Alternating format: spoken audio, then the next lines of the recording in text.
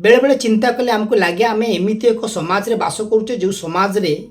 एभली व्यक्ति थांती जो मैंने साधारण लोकों पैसा रे चलती फैशन करती जीवन चर्चा को परिवर्तन कर दियंती किंतु सेमानंकु सठिक रे ट्रीट करती नहीं माने जो माने ग्राहक तांकु छी छाकरा करती किंतु जो माने बेपारी से माने निजे भारी चिकंड रुहंती कथा कहबार कारण है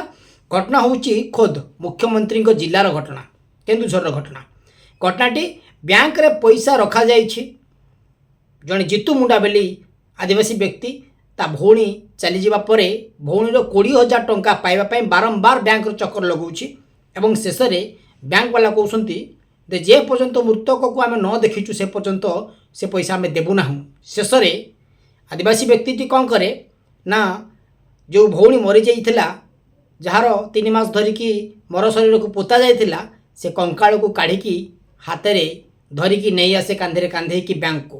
घटना वर्तमान नेशनल पलटि आउ ये घटना ओडिशा भारी गर्वित हो निश्चित भाव में कहीं मुख्यमंत्री जिला जेहेतु ये भलिया शासन चली एभलिया आमर बैंक अधिकारी अच्छा जो मान कौन लगाम ना साधारण लोक पैसा रखुंट एवं से पैसा निज पैसा उठाइवाई कि हंतसंत होती KYC रो बहाना रे एमती छोट छोट पैसा केते बैंक लोक खाई जाती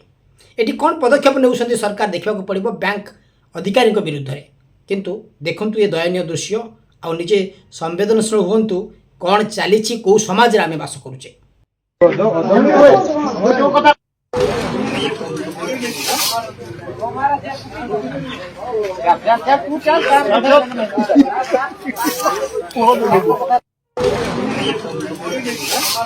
Thank you.